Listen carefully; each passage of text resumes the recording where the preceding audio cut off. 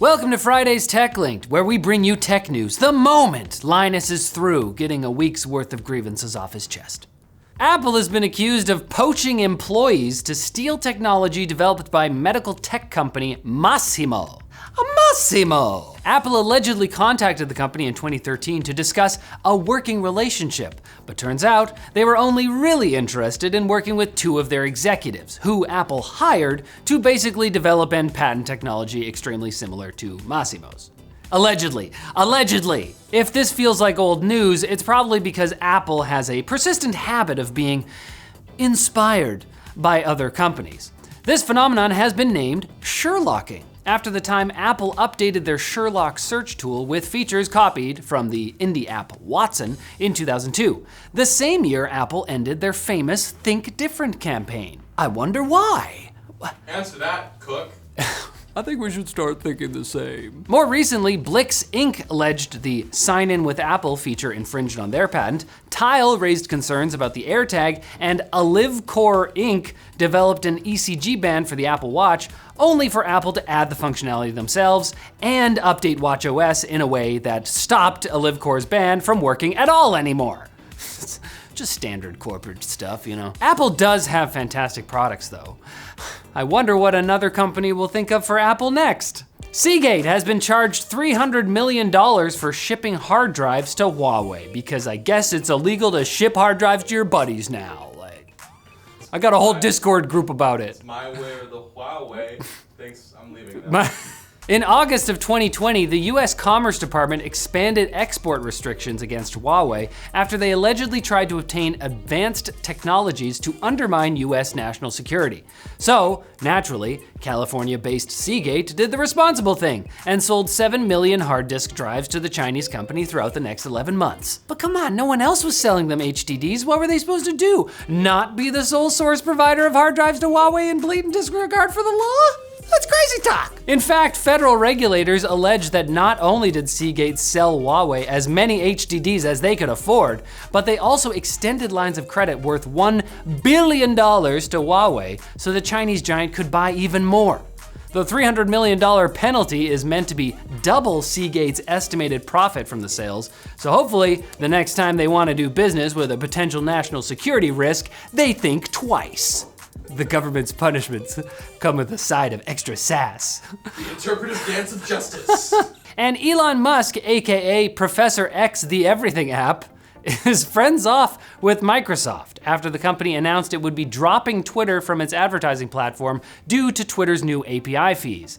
This means that potential advertisers won't be able to post to the Bird site through Microsoft's ad portal. In response, Elon accused Microsoft of using Twitter data to train illegally. So it's lawsuit time, which I can only assume is the name for Musk's custom workout routine. I didn't know companies could do steroids. Training illegal. Out. Feels so good to train illegally. Scrotum. We could speculate that Elon was either referring to the new Bing training on Twitter data or Microsoft's second most successful chatbot, Tay, which Twitter famously turned racist real quick back in 2016. Looking for answers, BBC News reached out to Twitter via its press email, receiving a carefully considered and nuanced response that, I'm just kidding, they sent a poop emoji. At least they didn't leave them on red. Meanwhile, the Twitter API's new paywall has also caused Microsoft to disable the ability to share game uploads to Twitter from Xbox consoles and the Windows game bar. Minecraft influencers, they thought they were safe from Elon's nonsense, but the guy seems determined to break as many previously working features as possible. Just pay Twitter to use it. Now it's time for Quick Bits, brought to you by The Ridge. Are you tired of carrying around a bulky traditional wallet? Well, let me introduce you to the Ridge wallet. Its sleek, low-profile design allows you to carry all of your essentials without the unnecessary bulk. Plus, with its RFID blocking technology, you can rest assured that your cards are protected from digital theft. The Ridge wallet is made from high-quality materials such as titanium, carbon fiber, and aluminum, ensuring its durability for years to come. Upgrade your everyday carry with the Ridge wallet and enjoy the freedom of a minimalist lifestyle. Check them out at the link below and use the code LINKED at checkout for free worldwide shipping and 10% off your purchase. Welcome! Got some rare Quick Bits on sale, stranger. SpaceX successfully launched their Starship rocket yesterday, and shortly thereafter, it successfully exploded. A major setback for SpaceX. Or was it? While many people online have been quick to point their fingers and laugh, the fact is this was a flight test. SpaceX launched the largest rocket ever made into the air with the intent to gather data. I mean, we spent 3 years testing and discarding different designs for a screwdriver. I would imagine launching 33 jet engines strapped to a tube would take an extra level of data collection. And the exploding really is just, it's a bonus. You know, it doesn't have to happen, but it's kind of cool. It was supposed to explode. It's like fireworks, but scary. It was gonna explode whether we launched it or not. We just had to get it out of the way. A German magazine published the first interview with Formula One legend Michael Schumacher since he suffered a severe brain injury in 2013, is what I would say if said magazine didn't instead publish a conversation with an AI chatbot. The magazine claimed it was Schumacher up until the end of the article, and now his family are planning to sue. I'd lie about interviewing someone with debilitating disabilities simply for profit if I could, but unfortunately, I do have feelings, a brain, and the ability to pause for the seconds it would take to consider the ramifications of my actions. So, it's unfortunate, really. I could be so rich by now. An upcoming first-person game called UNRECORD has sparked some debate online. A trailer for the first-person bodycam style FPS game looks incredibly real. Apparently too real for many people who accused the so-called in-game footage of being fake. In response, one of the game's co-creators posted a screen recording of the game being developed within Unreal Engine 5. Imagine doing such a good job that no one believes you. Now, I truly understand DJ Khaled's seminal album, Suffering from Success. Oh. Truly a prophet. And he was a prophet. I love you too, Riley. There's another one. And another one. Isn't there another quote? Another one. We the best tech news! Atari has announced they have acquired the rights to over 100 classic 80s and 90s games.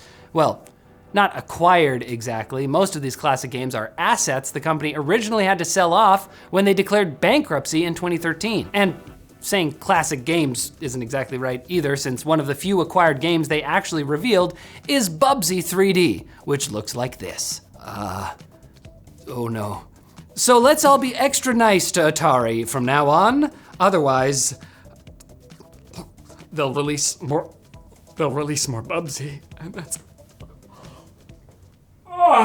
And the Red Cross launched a bizarre campaign last weekend to raise public awareness of the real-life rules of war as defined in the Geneva Convention by encouraging gamers to play by those rules in first-person shooters. Those rules include no thirsting, aka shooting at downed enemies. You can still follow Dua Lipa on Instagram. Perfectly valid. Didn't say anything about thirst trapping. No shooting non-violent NPCs or their buildings, and using medkits on everyone, friend or enemy. The Red Cross recruited several Twitch streamers to play by the rules in games like Arma 3, PUBG, Warzone, and even Fortnite, running the slogan, "How you play FPS makes a difference on battlefields IRL." But they didn't explain how that's possible. Does the Red Cross think all video games follow the plot of the 1984 classic, The Last Starfighter? Or the recent TV show Future Man? Or the recent movie that was written based off of a novel, Ender's Game? I half expect their next campaign will be to stop armies recruiting esports pros. Son, we need a Teemo main on our squad. Someone's got a jungle. And if you want to play by our rules, you'll come back on Monday for more tech news. And make sure you tell Atari that they're your favorite game company and beg for their mercy. I don't get this. Because of Bubsy, Riley. Oh, we're sorry for what we said about Bubsy? I'm not.